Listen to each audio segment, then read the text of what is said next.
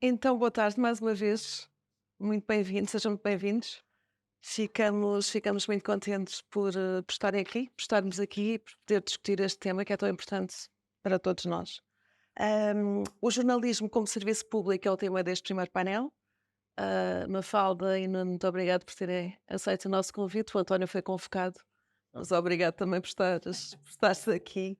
Ahm, nos últimos dias, nas últimas semanas, tem-se falado muito na crise do jornalismo, na crise dos mídia. E o que eu vos começo por vos perguntar, Mafalda, é se falamos de uma crise dos mídia, ou também de uma crise do jornalismo, ou seja, o jornalismo também está em crise. Olá, muito boa tarde a todos. É um gosto estar aqui. É um gosto estar aqui porque isto é quase uma reunião de amigos, não é? Muitas caras conhecidas e o meio, na verdade, é pequeno. O feedback é grande. O meio é pequeno. Vamos ver se conseguimos. Bom, crise do jornalismo ou crise dos mídias, eu acho que é as duas coisas. Mas acho que é importante contextualizar isto porque não é só em Portugal que se fala de crise dos mídias e de crise do jornalismo. Eu ainda há dias, ontem ou anteontem, lia na CNN Business um artigo enorme a falar da crise dos mídias nos Estados Unidos e a dar conta do início de ano absolutamente devastador em todo o mercado norte-americano, com despedimentos anunciados em títulos históricos. Nós temos publicado notícias de despedimentos nos Estados Unidos quase todos os dias. Uma coisa verdadeiramente impressionante, sendo que o final do ano passado também foi muito drástico. Ou seja, o problema é um problema coletivo, com causas identificadas há muito tempo, e muitas vezes, quando falamos destas causas do problema da crise dos mídias, esquecemos de fazer este exercício de autoanálise de uma crise que, de certa forma, é autoinfligida. Isto acontece porque é uma espécie de bola de neve que se autoalimenta, ou seja, as situações começam a complicar-se há muito, muito tempo por causa de um modelo de negócio. Enfim, toda a gente sabe, não vale a pena voltarmos às origens, Certo. mas por causa de um modelo de negócio que se alterou completamente e para o qual ainda não se encontraram soluções, a situação financeira dos órgãos de comunicação social no mundo inteiro ficou complicada e por causa disso há desinvestimento e por causa disso há jornalismo feito com menos recursos, com menos foco e eu acho também com menos inteligência, há gestão que não é, enfim, como é que eu vou colocar isto? Tão eficaz e tão bem pensada, em alguns casos. E isto conduz-nos até aos dias de hoje, onde sim, acho que existe uma crise também do jornalismo, com a forma muitas vezes precipitada, superficial, sempre com todos a correr atrás da mesma agenda, sem histórias próprias e sem eh, um, um exercício de reflexão prévio, porque tudo muito, enfim, imediato, e um imediatismo que não que é difícil de contrariar, quando depois, de facto, por trás disso está uma crise de recursos, que é evidente, não é? Nuno, subscreve? Subscrevo tudo o que a Mafalda disse, eu poderia ter dito, e procurando dizer mais alguma coisa, acho que apesar de tudo, nós talvez possamos distinguir entre uma crise da indústria dos mídia e uma crise do jornalismo, por partes. A indústria dos mídia, apesar de alguns solavancos que tem sofrido na última década, sobretudo aquilo que nós consideramos a indústria tradicional dos mídia, a verdade é que nunca houve uma demanda tão grande pelos conteúdos. E isso significa também que nunca se produziram tantos documentários, tantas séries, eh, e nunca houve tanto consumo de conteúdos lá Uhum. dos céus. Isso significa que as empresas convencionais tiveram que se reorganizar, estão a reorganizar-se, umas foram incapazes de se reorganizar em função dessa nova realidade. Mas esta década, se quisermos até um pouco mais, é a década em que surgiram e foram colocadas em primeiro plano companhias com o perfil da Netflix ou companhias que nasceram a partir de companhias tradicionais, como a Disney Plus, a HBO Max e por aí fora. Portanto, desse ponto de vista, eu acho que nós estamos a viver uma transformação da indústria, mas feita de tal maneira em andamento que num determinado momento nós vemos que uma grande marca com esse perfil, como a Disney ou como a HBO, lança uma operação e depois, um ano depois, nós lemos, às vezes, uma pequena notícia que 700 pessoas vão ser dispensadas. Portanto, aí eu diria que são um pouco as placas tectónicas a ajustar-se. Quando nós nos transportamos para a área do jornalismo, de certa maneira, todas essas grandes empresas, e portanto podemos fazer o paralelismo para a realidade portuguesa, todas elas têm áreas de jornalismo, direta ou indiretamente, porque todas se integram em grupos que têm operações de televisão, operações de imprensa, operações de rádio e por aí fora. E aí, de facto, eu acho que aquilo a que nós consideramos num determinado momento, e algumas pessoas com muito entusiasmo, o chamado jornalismo do cidadão, acabou por questionar, e isso não foi exatamente bom, a forma, não a forma, acabou por questionar, digamos, um papel que de certa maneira pertencia ao jornalismo clássico. E portanto, a corda tem, se não partido, tem ficado mais fina, pelo lado mais frágil. Isso vai um pouco ao encontro do que diz a Mafalda, isto é, hoje, sim, as redações têm menos pessoas, hoje há menor capacidade de resposta, logo há menor capacidade de pensamento, e portanto, os meios novos não são ainda suficientemente robustos, e os meios tradicionais vivem uma erosão que nos deve levar a pensar onde é que estamos exatamente e onde é que poderemos estar num horizonte de médio, eu diria de médio prazo. Enfim, a longo prazo estaremos todos mortos, não é? António, um título novo, portanto, já não é o EC, começou há 7 anos e depois foi lançando uma série de marcas, entre as quais o mais é, já 7 anos, já nasceu enquanto vivíamos todos esta transformação, não é? Portanto, já saem os vícios, o peso, e também os aspectos positivos de todo o passado.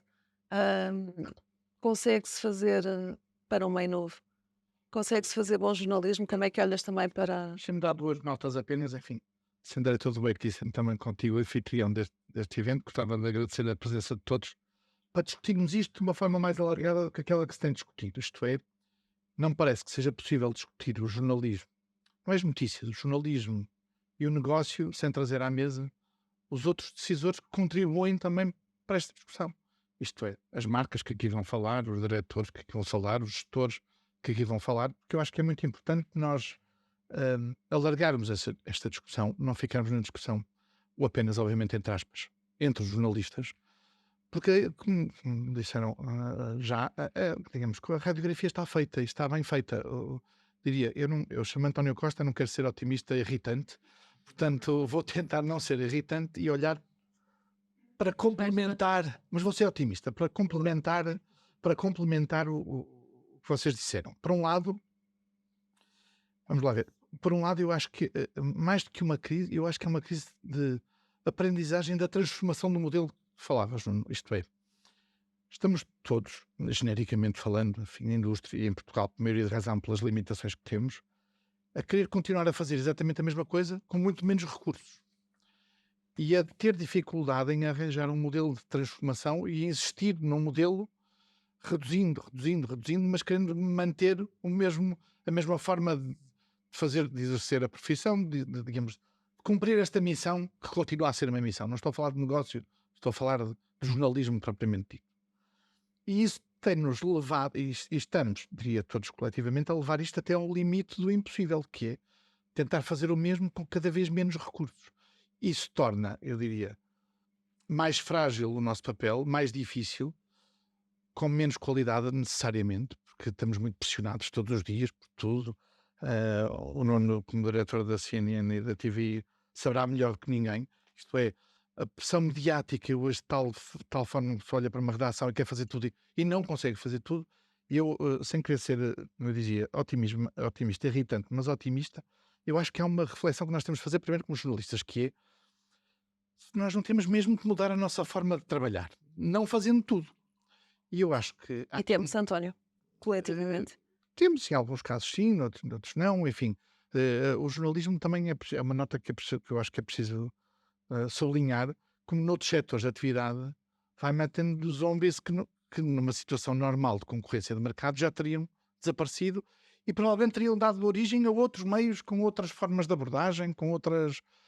Isto não se passa só no têxtil e no calçado que nós noticiamos todos os dias, também se passa nos mídias. Portanto, essa transformação, eu diria, não está a ser feita.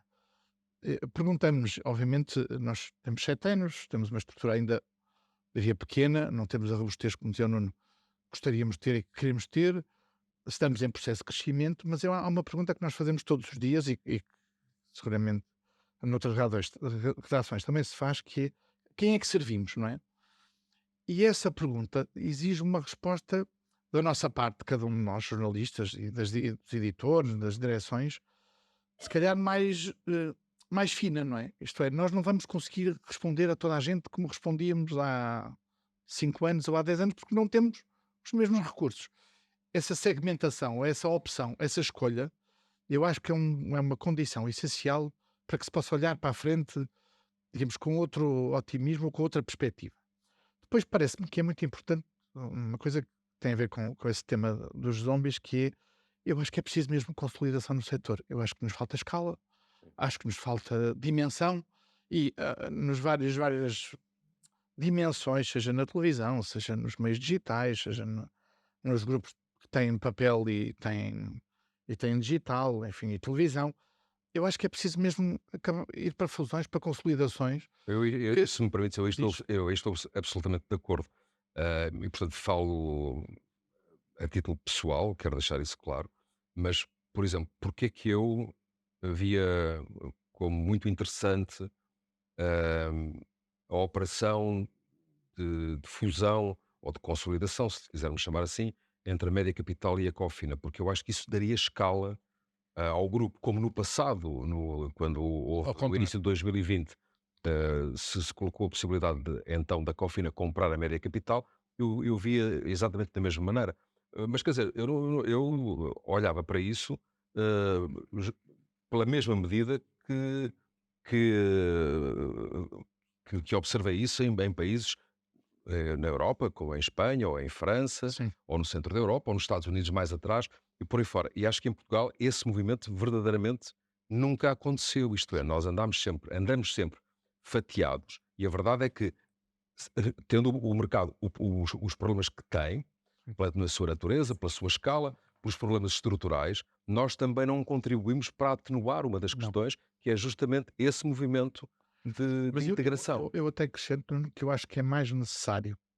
Eu também subscrevo que mesmo nos grandes grupos isso é preciso olhar para isso, mas eu diria que é mais necessário até nos pequenos e nos médios grupos. Isto é, eu acho que temos, sim, os grupos, portanto, temos aqui uma grande decalagem entre os 3 ou 4 grupos muito grandes de televisão, e eu incluo já aqui a Cofina, e todos os outros. Há uma grande diferença de capacidade, de oferta, de condições de decisão, e isso faz com que, digamos, há aqui uma base de negócio, estou a falar de negócio, que eu acho que é preciso olhar e eu diria, isto vai acontecer, ou vai acontecer a mal ou a bem, ou vai acontecer por desaparecimento à força, eventualmente e infelizmente de forma descoordenada, ou vai acontecer se todos os players tiverem aqui uma capacidade de olhar para isto e perceber que têm que fazer alguma coisa. Agora, quero deixar aqui uma nota positiva, porque nós discutimos um problema, obviamente, que é muito grave e lamentável a vários níveis, que é da Global Media, mas há 3 meses nós tivemos um conjunto de acionistas a pagar 90 milhões de euros por um grupo de mídia.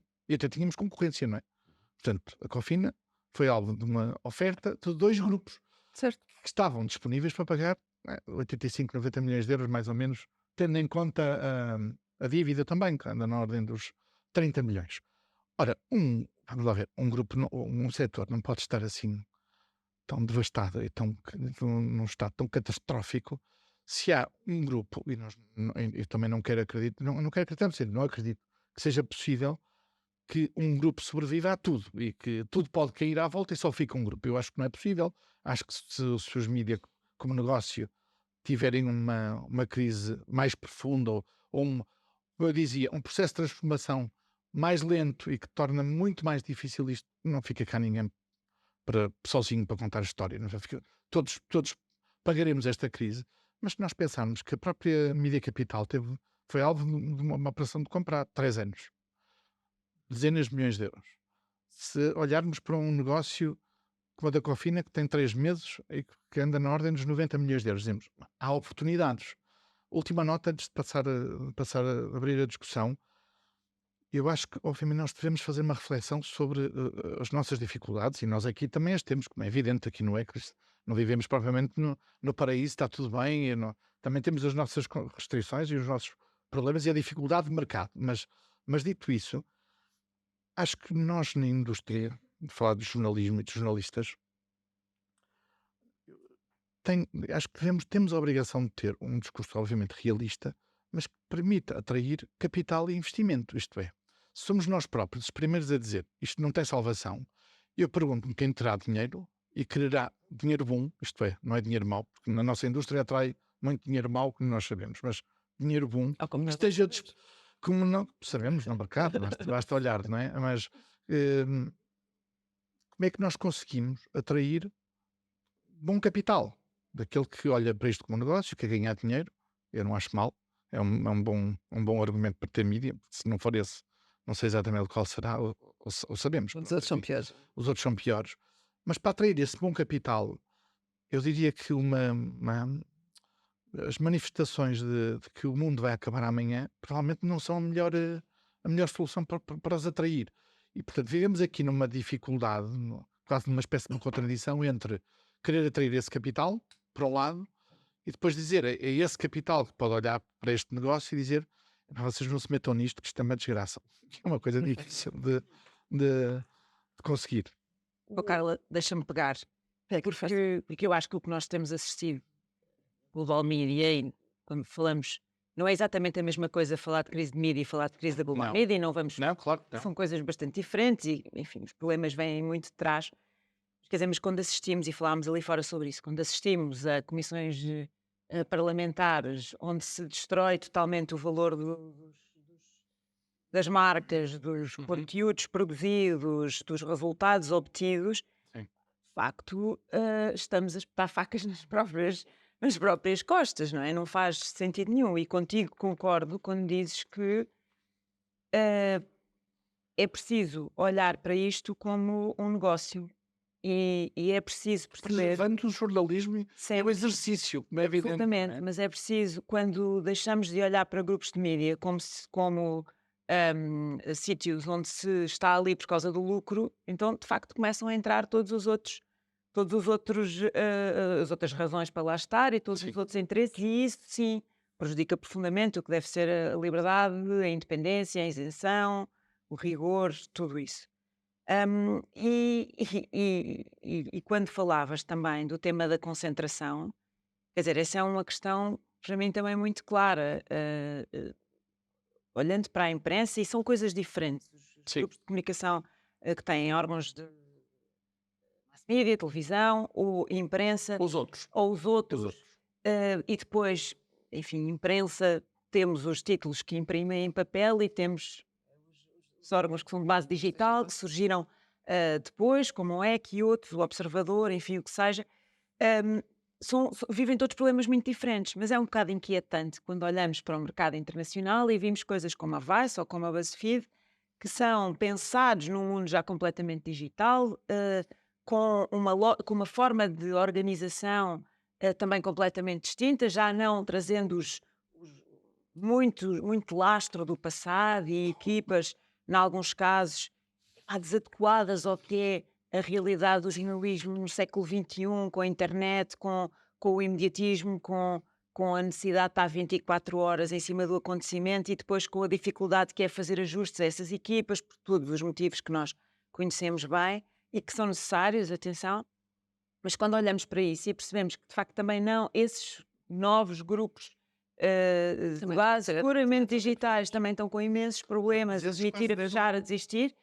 Hum, a questão é, de facto, António, ainda não se encontrou, e não querendo ser eu a pessimista irritante, é que ainda não se encontrou o modelo de negócio Claro. certo. Mas Sobretudo, só para acrescentar isto, Carla, sobretudo, quando nós, e agora estou aqui mais centrada, enfim, tudo o que não é televisão, mas sobretudo, mas a televisão neste momento vive o mesmo drama que se vivia, que viviam que viveu a imprensa há 10 anos ou há 15 anos, que é a questão da gratuitidade, por um lado, e a questão do attention span em relação aos ecrãs. Neste momento, a televisão também partilha a atenção em relação a mil e uma outras fontes gratuitas, com os jovens que neste momento veem muito pouca televisão, mesmo da forma já mais moderna que se vê televisão, que é andar para trás, que vê só os programas, ou ouvir os podcasts, ou o que seja, informam-se de outras formas que são estranhas, muito estranhas para a nossa geração.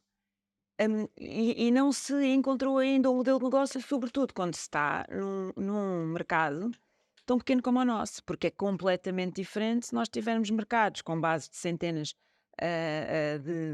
de milhões. e conseguimos vender para o mundo, claro. Falamos em inglês, conseguimos vender para o mundo inteiro, ou produzir conteúdos para o mundo inteiro.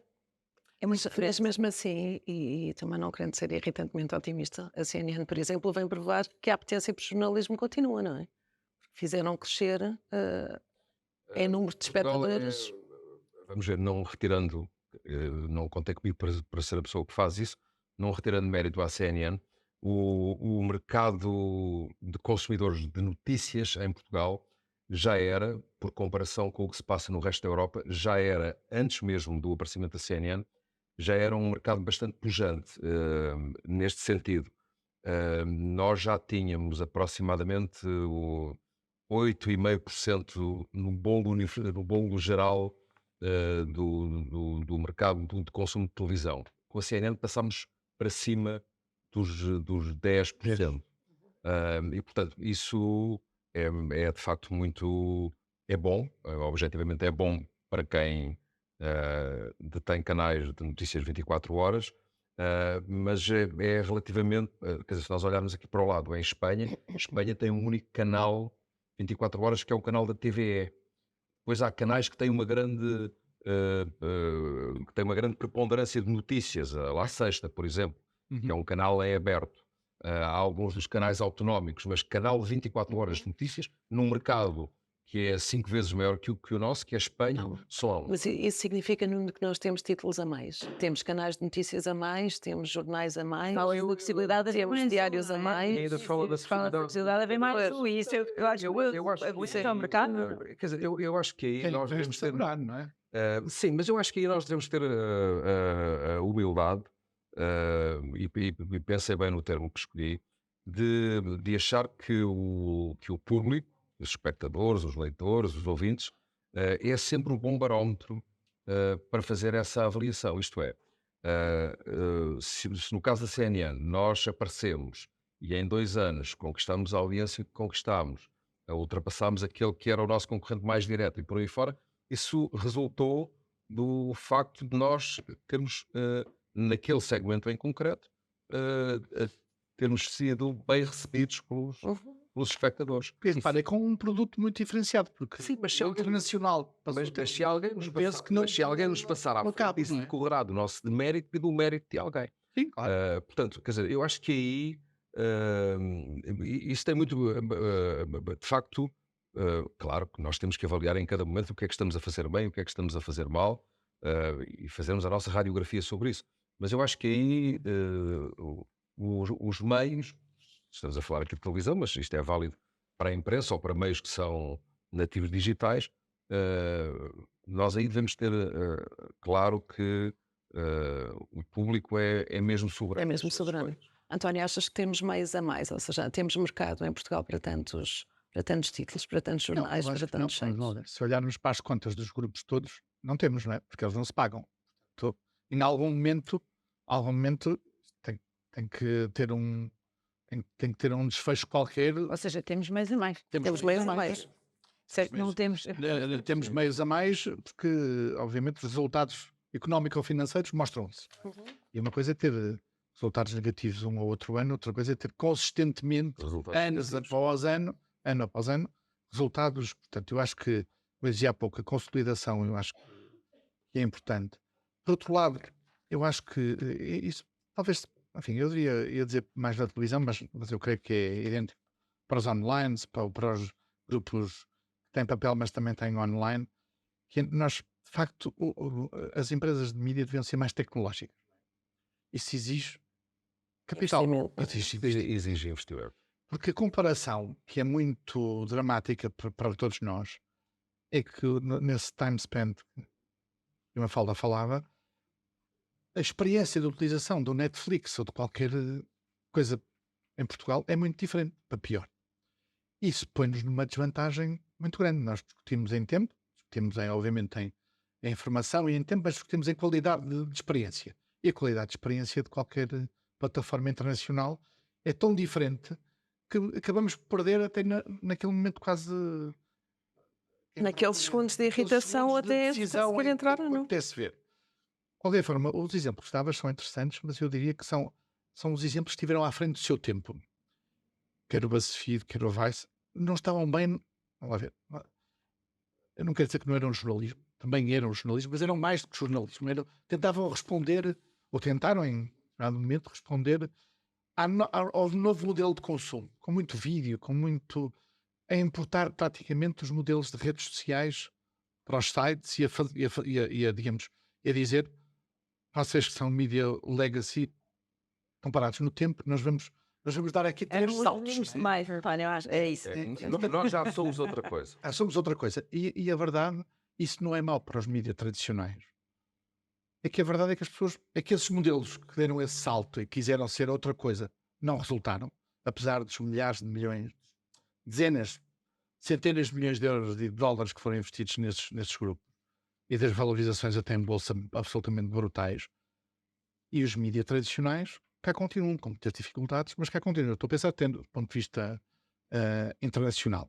Olhamos, obviamente sou mais sensível, como imaginam, a mídia económica ou financeira e sou leitor diário, seja do Financial Times, ou do Street Journal, ou da Bloomberg. Estás a falar de títulos globais, não é? Lá está, esse tem aquele mercado mas competiam com esses grupos que também queriam ser globais, não é? Com os Vice, e com os Newsfeeds, e com os Buzzfeeds, e a verdade é que eles cá continuam. Hoje já têm modelos em que as assinaturas e o online valem mais de metade das receitas, o que é uma coisa brutal, com certeza. É verdade, eu estou no mercado global, mas eu também queria desmistificar aqui uma coisa que só nos responsabiliza a nós. A Áustria não é um país maior, um mercado maior que o nosso. A Finlândia não é maior que o nosso. A Holanda não é maior que o nosso. Não tem provavelmente uma língua global, não é? Isto é, não estou a ver muita gente fora daqueles países a ler a imprensa local. Tem uma diferença, que obviamente não é irrelevante no meio disto. É uma capacidade económica e um nível de leitura de meios que é muito diferente. E, portanto, isto faz a diferença. Eu também, enfim, deixando aqui um desafio para os próximos painéis, já estou a ver aqui os nossos convidados, é que eu também acho que as marcas têm uma responsabilidade, e os investidores, e as agências de meios. Já agora, eu creio que Francisco Teixeira já está por aí, não sei onde é que ele anda, está lá atrás. É porque as agências de meios e as marcas querem mesmo ficar nas mãos das plataformas internacionais. Acham que vão fazer negócio e vender carros ou telemóveis ou o que for, só com o Google e com o Facebook. Não me parece.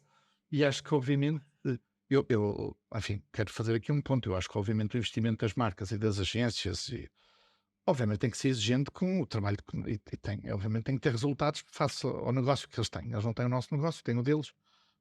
Nós não devemos, eu não quero que façam um investimento por caridade nos mídias, mas eu acho que, obviamente, há aqui um ecossistema que eu acho que é mais produtivo discutir isso, e o papel das agências, por exemplo, e o papel das marcas, provavelmente o Estado e a nacionalização e os apoios públicos, que é uma coisa que... Sobre os apoios públicos, eu também vos vou querer ouvir. Mas na última semana publicámos 3 artigos com agências de meios, precisamente. Um deles também do Rodrigo Albuquerque, que também já está ali atrás.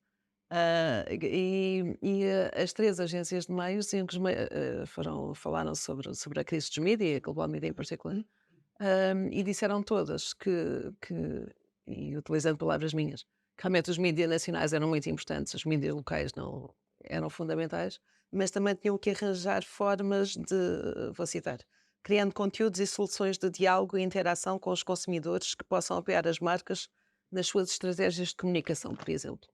Ah, Mas com ou certeza, seja, também temos que há aprender a dar conversa respostas, não é? há respostas, damos respostas. Se Eu calhar estou a olhar para se o Paulo calhar não Padrão, damos também já o respostas, convidei enfim, para. enfim, acho que é importante ouvir esses decisores para perceber que respostas é que têm ou que não têm.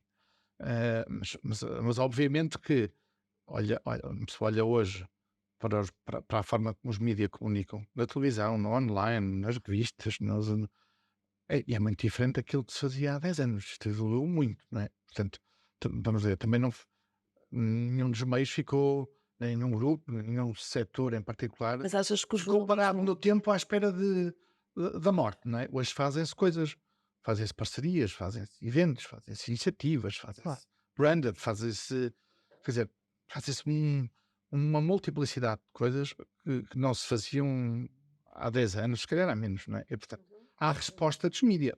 É suficiente, enfim, não sei, se calhar é ainda insuficiente. Deixa-me só acrescentar, para fechar se calhar aqui o tema do modelo de negócio, falavas do norte da Europa. Pai, há 3 ou 4 anos fui a Copenhaga e aquilo para mim foi eu tive pai 4 dias e foi uma experiência eye-opening no sentido em que não vi uma única banca a vender jornais. E eu corri a cidade inteira, bicicleta, a pé, não havia uma única banca a vender jornais em lado nenhum. E aquilo fez-me impressão, não é? O que é Onde é que que se eles estão? passa? Onde é que eles compram? Onde é que eles estão? E isto para dizer o que é evidente que referias, que isto tem que passar por assinaturas, por assinantes e por uma ligação próxima entre o que são os leitores e um engagement com a marca. Só estou a usar termos em inglês, que horror, parece, não é nada meu hábito, mas enfim.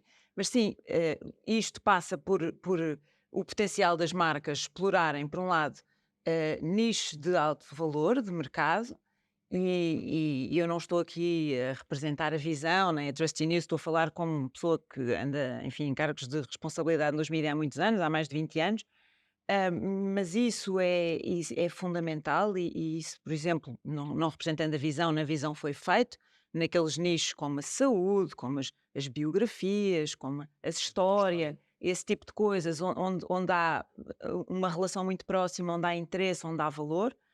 E passa pelas assinaturas, sejam papel ou digital. Porque, de facto, Mas se as calhar assina- daqui a mas as 3, 4, 5 anos assinaturas. nós não vamos ter praticamente quiosques em Portugal. Os nichos, no E as fundo, é um pessoas. bocadinho o que se está a fazer também aqui na Swipe News com o lançamento E, dos vários títulos que têm sido lançados. Não é? claro, Mas as assinaturas, acreditas que se consegue mesmo que as pessoas nem não assinem, é possível. subscrevam? Carla, a questão é que isso só é possível se as marcas tiverem valor. Não se pode Claro. desbaratar o valor das marcas, se forem históricas.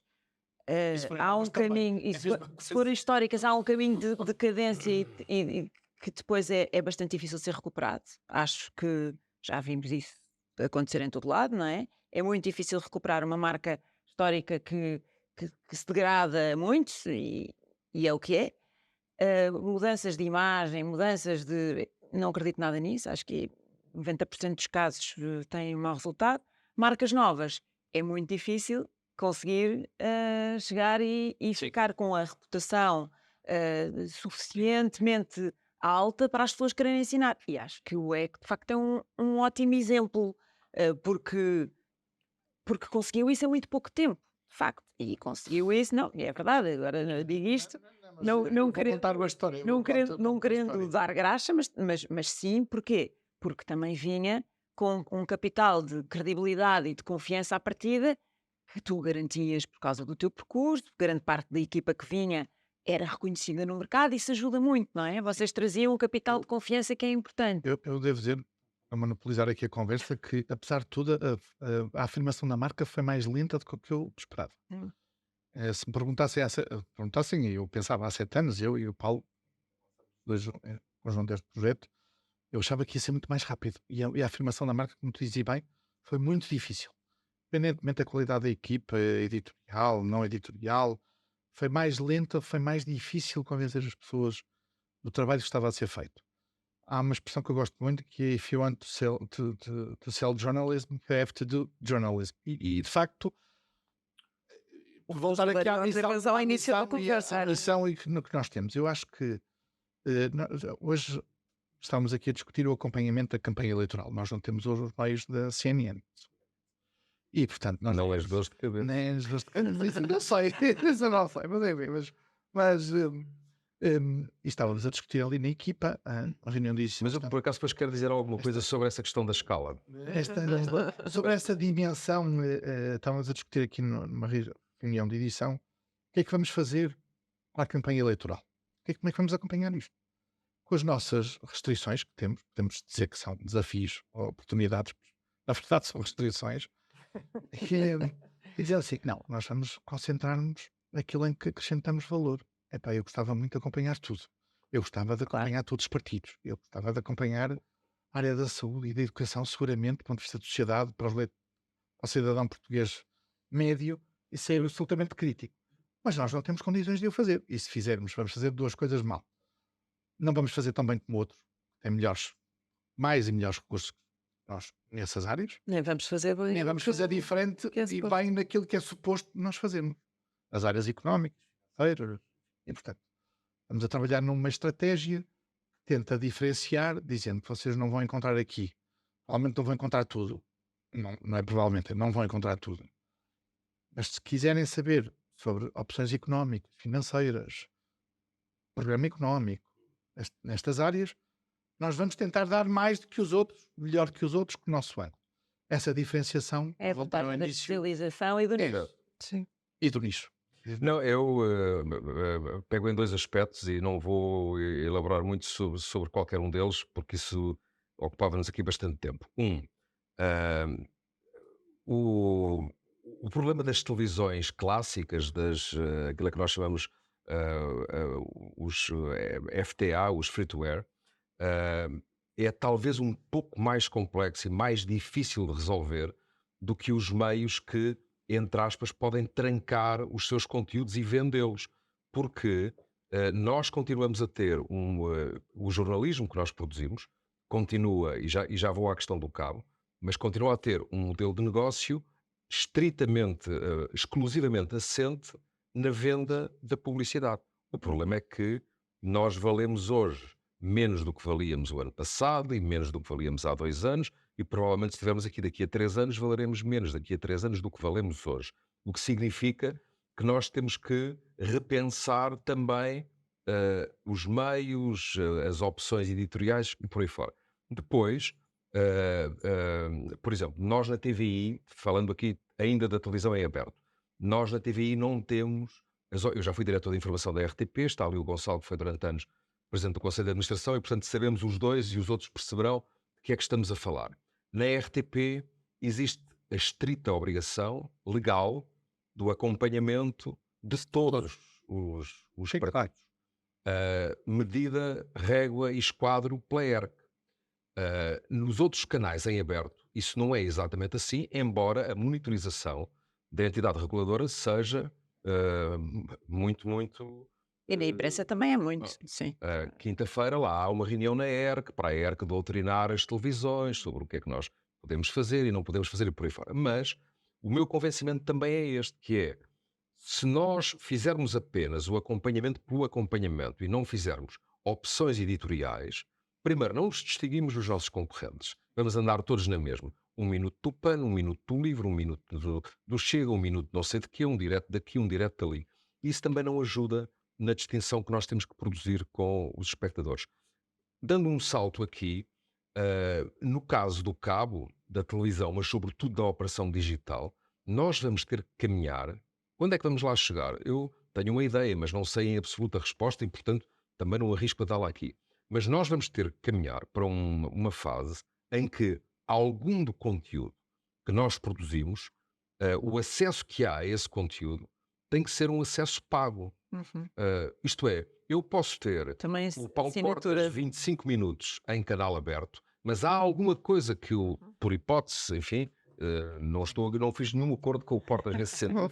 E, portanto, se calhar até Sim, troquei os Paulo Portas pela figura X, mas há alguma coisa de que a figura X diz nas nossas antenas vai ter que ser trancado. Uhum. Porque representa uma mais-valia qualquer, tem uma procura específica e pode começar deste tamanho e depois alargar. Isso está a ser pensado, não? Não está a ser pensado no sentido de não está a ser trabalhado. Agora parece uma inevitabilidade, porque nós temos que encontrar linhas de receita que são complementares, alternativas àquelas que temos, designadamente se as que temos têm tendência para emagrecer. Para emagrecer. Subsidiação, queria ouvir-vos apoios do Estado, luz gratuita, os programas de partido palpitam que. Para terminar, até porque suspeito que já estamos a chegar ao fim da nossa. Já, mas eu queria ter aqui Eu vou ser muito rápido para dizer que tem a ver com exatamente o que se perguntavas. Haver muitos meios não significa pluralidade se todos os meios estiverem Fizerem a mesma coisa. estão Obviamente. a fazer a mesma coisa e estão fragilizados do ponto de vista económico e financeiro. Então, há muitos, mas na verdade não há diversidade. Isso leva Isso leva ao tema da Lusa, não é? Eu tenho muitas reservas à opção de ceder gratuitamente a luz a toda a gente, porque eu estou mesmo a ver o que é que vai acontecer e estamos todos a repetir a mesma coisa, a produzir mais, muito mais, porque ela está gratuita, temos todos os serviços, todos os canais, todos os acessos e depois estamos todos a produzir exatamente a mesma coisa e a diferenciação é pequena. Eu creio, Eventualmente até pode levar ao despedimento de mais enfim, jornalistas. nesta lógica, eventualmente, temo que sim, mas o ponto é, eu não tenho ponto de princípio de depois públicos, se eles forem aos leitores ou se forem cegos, isto é, que se não estiverem de forma discricionária à disposição de qualquer político, seja de esquerda, de direita, de centro, do que for, possa escolher os meios onde é que os põe, possa escolher dar bolsas a isto ou àquilo, às péssimas, que eu acho que isso está muito bom para fundações, é ótimo. As fundações que o quiserem fazer, acho que deveríamos ter mais, apesar de tudo, enfim, mas acho que se forem ao leitor, a ideia muito básica do apoio fiscal às assinaturas ou à subscrição parece um bom princípio. Mas é Eu vou ter, suficiente. não vai ver, não há um modelo único, não há uma decisão única, uma resposta única que vai resolver todos os problemas. Todos eles somados vão dar mais linhas de receita que vão acumular para dar resposta à condição que nós queremos todos aqui e ali, que é fazer melhor jornalismo. Mafalda, apoios à Lusa, concretamente gratuita. Deixa-me só dar uns parênteses. Este fim de semana no Expresso havia um duelo, aquela página clássica duelo, precisamente sobre isso, sobre financiamento aos mídias. E tínhamos a Feliz Bela Lopes e o Rodrigo Saraiva, e eu li aquilo, um dizia que sim, outro dizia que não, eu li aquilo e fez-me lembrar aquela frase, uma frase que eu ouvi há muito tempo, do Vitorino, sobre Marcelo Rebelo de Sousa, ainda ele era comentador, longe de vir a ser Presidente da República, que dizia: costumo concordar sempre com ele, sobretudo nos assuntos que não conheço bem, que eu acho que é a melhor forma, quer dizer, é a forma mais elegante de fazer uma crítica a pessoas que falam sobre assuntos que não sabem exatamente depois na prática como é que funcionam. E quando eu leio estas visões um bocado superficiais, eu acho que um bocado ingênuas sobre o setor, percebo que as pessoas não sabem como é que são as restrições, efetivamente, diárias, permanentes, de quem está a fazer isto todos os dias no terreno.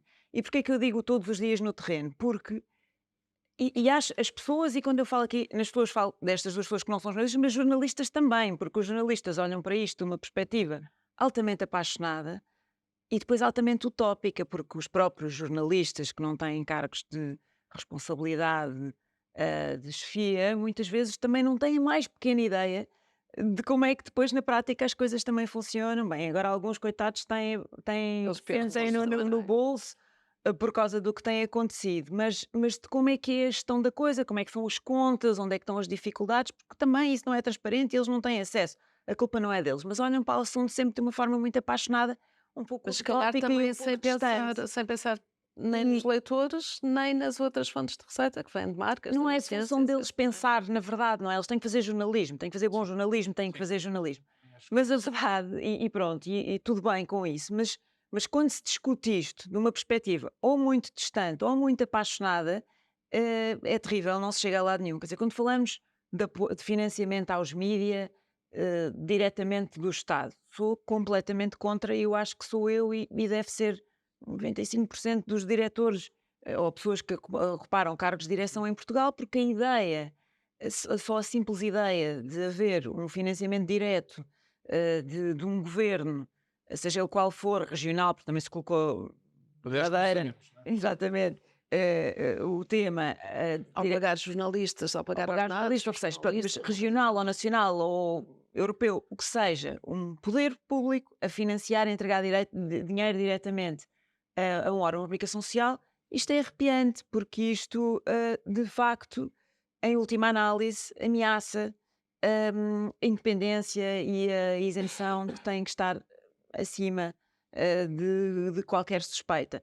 Pode até haver um exercício de autocontenção, que às vezes não tem influência direta, mas isso é uma coisa que, que repugna, que me repugna. Mas agora, quando vamos depois falar das coisas concretas e dos exemplos, quer dizer, quando falamos da Lusa, eu acho que sim, mas a Lusa não vai fazer diferença nenhuma, porque, como tu dizes, bem, vai ser igual, vai estar em todo lado.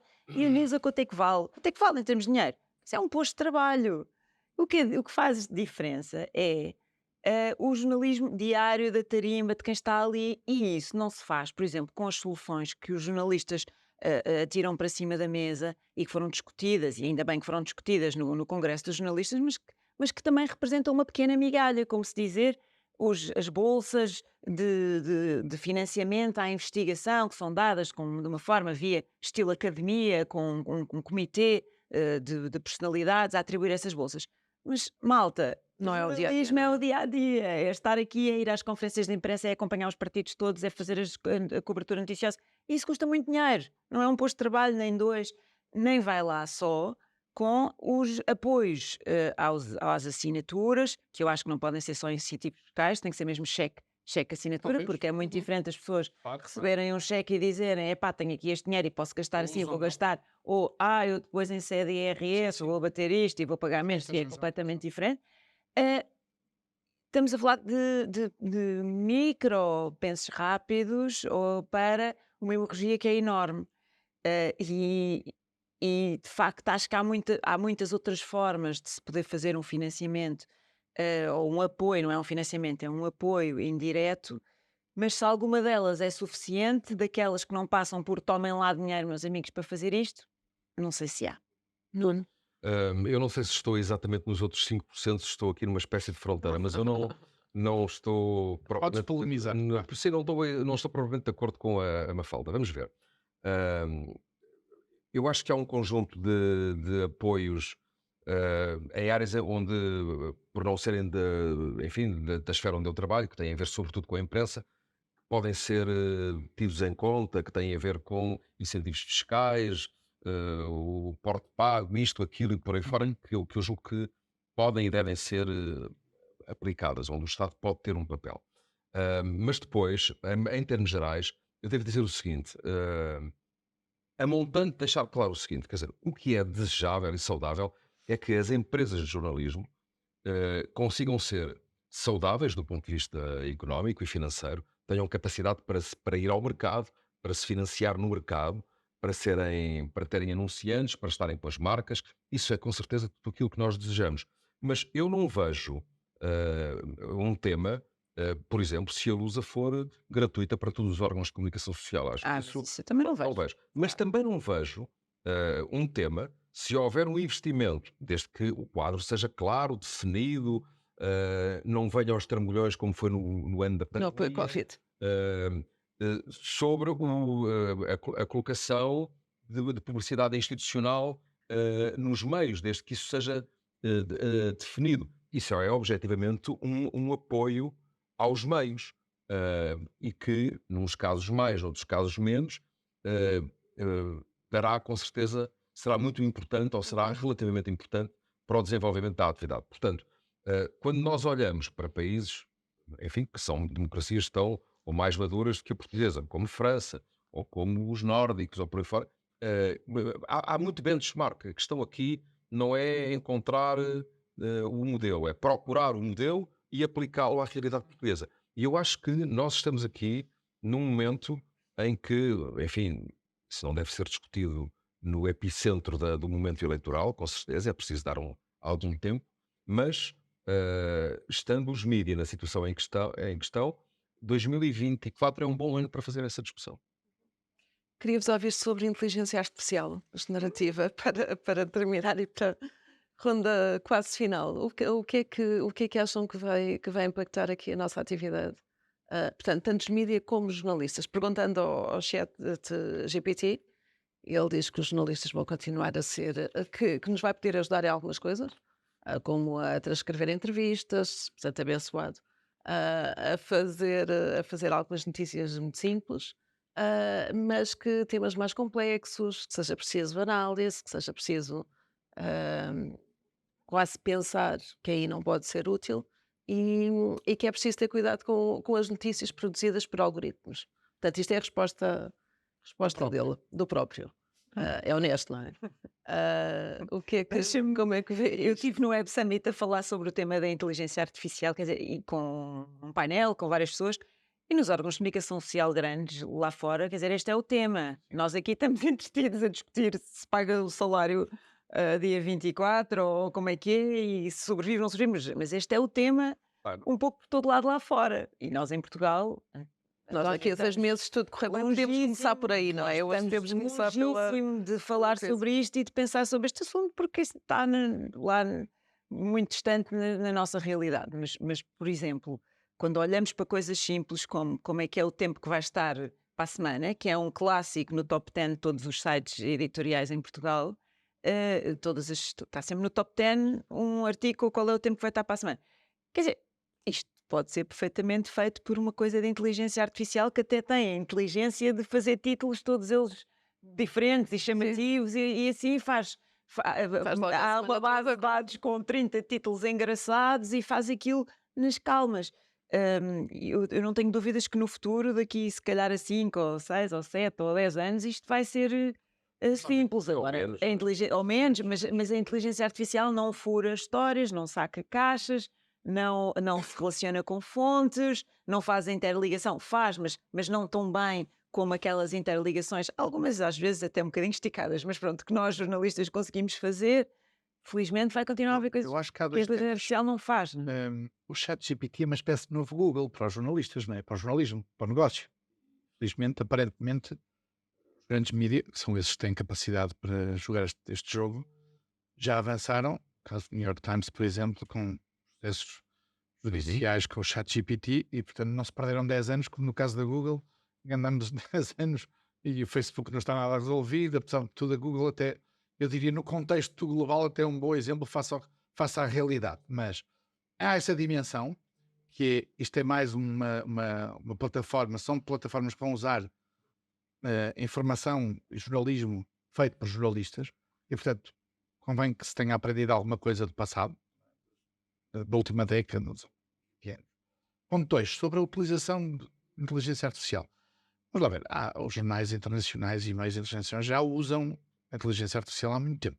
A Bloomberg, 30% da informação que produz é inteligência artificial. A Reuters, Sim, as agências. as agências, coisas de economia, como fechas e aberturas de mercado. Não é preciso uma pessoa, um Né? jornalista Já- humano já como se eles faz dizem, estar para dentro. Era isso que eu dizia há pouco, quando dizia que nós, obviamente, e infelizmente, por limitação de capital, restrição de capital, nós estamos aí, estamos lá atrás, temos de ser mais tecnológicos e o investimento em tecnologia também é isso. É, digamos, não é aproveitar a tecnologia para diminuir custos, porque isso obviamente vai resultar no mesmo, em diferenciação. E o que nós queremos é diferenciação, é trazer ter capacidade para trazer esse tipo de investimento para que a redação possa fazer outro tipo de jornalismo. E isso vai chegar, eu não creio que mesmo para um mercado como o português não vai demorar 5 anos, vai ser bastante mais rápido. Obviamente vai ser diferente de ritmos em função da capacidade de cada Se ainda estiver cá alguém, António. Acho que vamos estar. Acho que vamos estar. Eu partilho das opiniões que foram expressas aqui. Acho que, por um lado, é uma questão de tempo, por outro, é uma questão de afinar o que é que deve continuar a ser feito por nós. Sim. E o que é que pode ser feito, chamemos que pelas máquinas, Vamos chamar-lhe máquinas. Eles tratam-nos por humanos, portanto, nós vamos tratá-los por máquinas. Há uma parte que já está a ser, isso é evidente, não é? Sim. E sim, é uma questão também, no caso português, objetivamente aquele que nós conhecemos das nossas redações, se nós tivéssemos possibilidade de estarmos mais adiantados do ponto de vista tecnológico, algumas dessas coisas já estariam resolvidas. As notícias do tempo, por exemplo.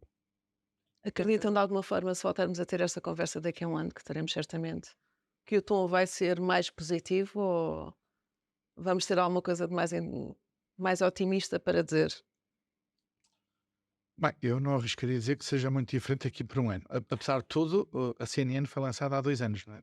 Sim, 2 anos. 2 anos e 2 meses. 3 Mas, meses. enfim, pode ser que daqui ao próximo ano seja lançada alguma coisa que nos dê alguma alegria, algum otimismo. Algum otimismo? Carla, se a situação da Global Media estiver resolvida, já podemos estar aqui um bocadinho mais otimistas daqui a um ano, não é? Vamos esperar que sim. Vamos esperar que sim. Nuno, Vamos lá ver. Este é um ano, como é que isso se traduz na saúde das empresas, nas receitas, na resposta do mercado? É outra questão, não é? Uhum. Mas este é um ano do ponto de vista informativo, noticioso. É brutal. brutal, não é? Claro, daquilo que vai acontecer, fora as coisas que que vão acontecer e que nós não sabemos, não é? Portanto, desse ponto de vista, é um ano muito estimulante para o trabalho jornalístico. E isso vai criar e solidificar uma relação com os públicos. E, portanto, vai colocar de novo o jornalismo num patamar que permitirá que as pessoas entendam a importância do trabalho jornalístico. É que com os públicos. Eu acho que não é há anos que nós sabemos, começou um ano agora, este ano em tese não se passa nada. Este é ao contrário, este ano em tese passa-se tudo. Com os públicos, apesar de tudo, não há divórcio, não é? Porque e como se viu com a pandemia, Vamos lá ver, com os não é? públicos, Portanto, a pandemia é uma época absolutamente atípico, atípica. sim. Nós estávamos todos trancados em casa. não, mas Claro. precisávamos de E precisávamos jornais de e informação, jornalistas perceber para saber o algo que é que estava a estava a acontecer, não é? Ou Certo. seja, para perceber o mundo, precisamos de jornalistas, aí Sim. não há volta a dar. Mas eu acho que o consumo de informação, mesmo quando se diz o que se diz, e é um facto, não é? Que há um divórcio designadamente dos públicos mais novos, mas continua a haver um grande apelo para o consumo de informação. A questão é que há maior fragmentação, há mais meios, há mais formas, isso tem a ver com a fragmentação de acesso às notícias, mas, por exemplo, eu gosto sempre de dar este dado, que é Portugal e os países da Europa do Sul, de uma forma geral, mantêm uma espécie de ritual dos telejornais das 8. Uhum. Sim, eles têm, no seu conjunto, dos três, menos audiência hoje do que tinham há 2 ou 3 anos. Mas, por junto, ainda há 2.700.000 portugueses que às 8 da noite estão a ver notícias, não é? Isso ainda é um número muito significativo de pessoas. Mas só é a primeira vez que estão a ver notícias no dia? Eu acho que não. Eu acho que muitas delas. Estamos a acreditar que já viram o telemóvel, não é? Sim, algumas delas, enfim, leram durante o dia e por aí fora. Mesmo assim é revoltante, não é? Vamos tentar acabar com a palavra relevância. A seguir vamos falar com o Gonçalo Reis, com o Francisco Teixeira e com o Rodolfo Gruner sobre o modelo de negócio e vamos tentar que os próximos meses sejam mais, não queria dizer otimistas, Não perder a mas esperança. sim, não perder a esperança. Isso, obrigada. Muito obrigada aos três.